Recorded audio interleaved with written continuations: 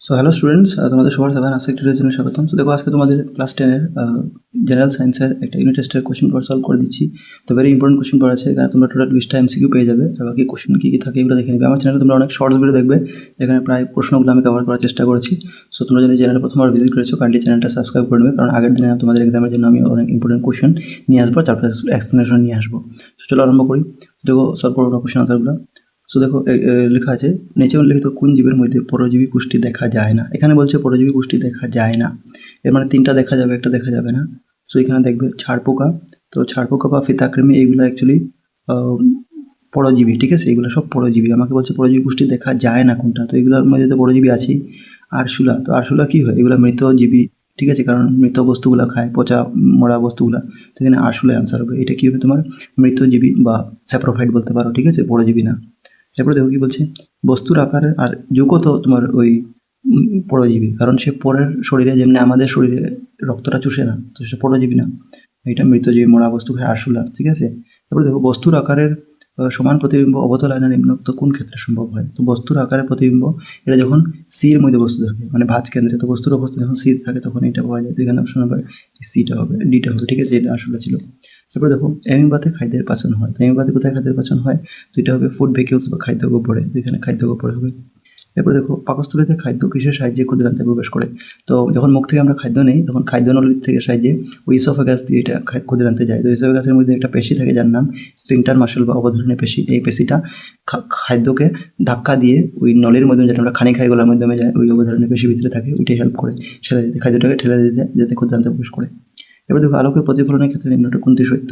তো আমরা আলোকের প্রতিফলনের ক্ষেত্রে তোমরা জানো যে আপতিত রশ্মি আর প্রতিফলিত রশ্মি যেটা হয়, এটার যেটা অ্যাঙ্গেল হয় এটা সমান হয়, মানে angle I equal to angle R. So এখানে হবে আপতন কোণ এবং প্রতিফলন কোণের মান সমান, তো এখানে অপশন সি হয়ে যাবে কারেক্ট, ঠিক আছে। এবার দেখো আর কি, তো এখানে এটা হবে, আমরা করছি। এবার দেখো, বলছে বস্তুর আকার এবং প্রতিবিম্বের আকার সমান, এক্ষেত্রে পরিবর্তনের মান হবে। তো যখনই বস্তুর আকার প্রতিবিম্বের আকার সমান হয়, তখন বস্তু মান হয় ইকুয়াল টু 1 হয়, তো এখানে 1 হবে অ্যান্সার, ঠিক আছে। একটা ফর্মুলা আছে, এই যে পরিবর্ধন মানে কি, পরিবর্ধনকে স্মল এম দিয়ে বোঝায়। তো small M equal to formula, উপরে হবে তোমার প্রতিবিম্বের আকার, প্রতিবিম্বকে আমরা ভি দিয়ে বুঝাই, তো ভির আকার মানে প্রতিবিম্বের আকার হয়, আর নিচের দিকে তোমার হবে ওই বস্তুর আকার মানে ইউর আকার, ঠিক আছে, এই ফর্মুলাটা। তো M equal to V by U তোমরা ফর্মুলা পেয়েছোই এটা, ঠিক আছে। এরপরে দেখো, একটি গাছের পাতায় আয়োডিন দ্রবণ যোগ করা হলো, দেখা গেল দ্রবণটি গাঢ় নীল রং ধারণ করে এবং এই পরিবর্তন কিসের উপস্থিতি গ্রহণ করে।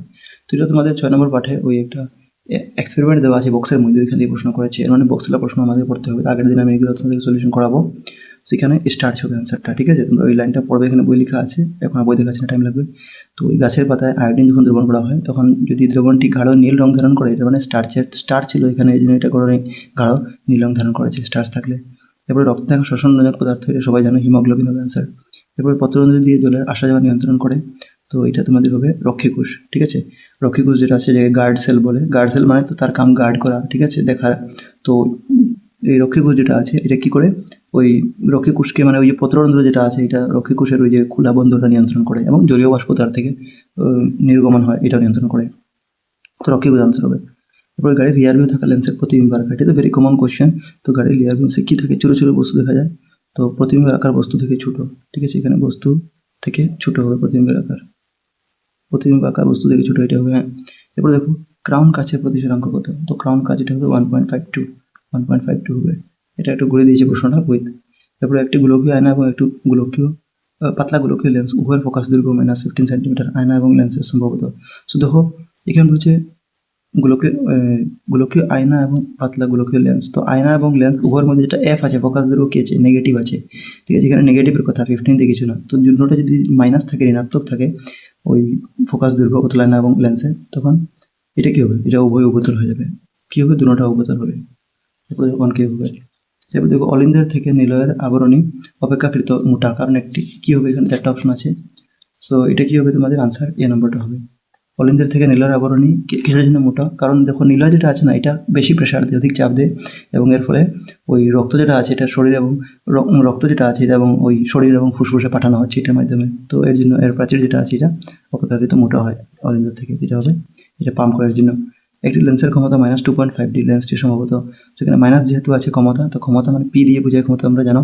তো যখন ক্ষমতা মাইনাস থাকবে, নেগেটিভ থাকে, তখন এটা অবতল হয়, তো এর কী হবে, অবতল হবে অ্যান্সার। এরপর দেখো জাইলেম কোলার পরিবহনে কাজ করে। সো জাইলেম কোলার পরিবহনে কি কাজ করে, তো এখানে হবে শিকড়ের চাপ এবং প্রসাধন উভয়। ঠিক আছে, তো কি হয় ওই জাইলেম কোলা তোমরা জানো এটা জল পরিবহন করে, ঠিক আছে, শিকড় থেকে। তো জাইলেম যে এটা জল আর পরিবহন করে, এটা কি কিসের প্রভাবে হয়, তো এটা তোমরা যদি চ্যাপ্টার পড়েছো এখানে রুট প্রেশার বলে একটা জিনিস ছিল। তো রুট প্রেশার বা প্রসাধন চাপ বা ট্রান্সপিরেশন পুল, এটার জন্যই হয় জাইলেম কোলাটা উপর দিকে জল পরিবহন করে খনিজ পদার্থ, তো এটা শিকড়ের চাপ প্রসাধন উভয়।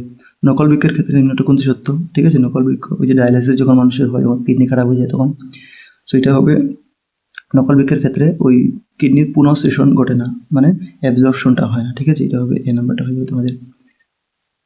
আচ্ছা আচ্ছা আচ্ছা, এখানে কি বলেছে নকল এটা কোনটি অসত্য বলেছে, অসত্য, এটা তো আমি সত্যটা বলে দিলাম, হয় না, এখানে অসত্য বলেছে তো হয় যেটা বলেছে এটা, সরি এটা হবে, কারণ কোনটা অসত্য, তো এটা অসত্য, কারণ এটা হয় অ্যাকচুয়ালি, মানে এটা হয় না, এটা হয় বলেছে মানে ভুল, ঠিক আছে, পুনঃশোষণটাও ঘটে না, এটা হবে। এরপরে কার্বন ডাইঅক্সাইড জল শক্তি এবং উৎপাদন পাইরুভেটের ভাঙন ঘটে, তো এটা হবে তোমাদের মাইটোকন্ড্রিয়া।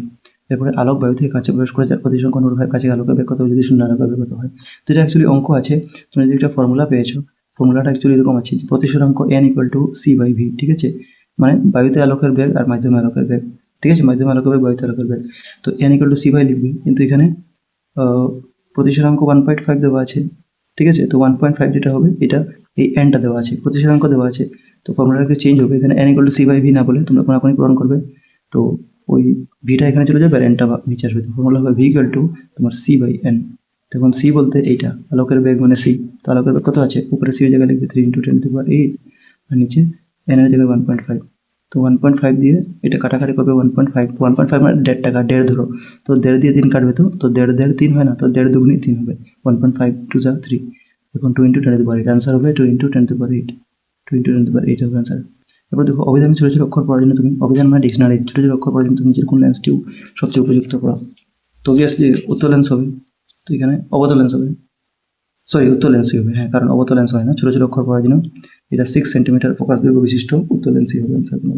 কারণ ছোটো ছোটো অক্ষর পড়ার জন্য আমরা ম্যাগনিফাইং গ্লাস যেটাকে আতস কাচ বলে, তো এটার জন্য উত্তর লেন্সের দরকার হয়, কারণ উত্তর লেন্স কী হয়, উত্তর লেন্সের ক্ষেত্রে যত ফোকাস দৈর্ঘ্য কম হবে, এফ এর মান যত হবে তার ক্ষমতা তত বেশি হবে এবং তত বেশি বস্তুকে বড় করে তুমি দেখতে পারবে, এটাই ফর্মুলা, তো এটা হচ্ছে।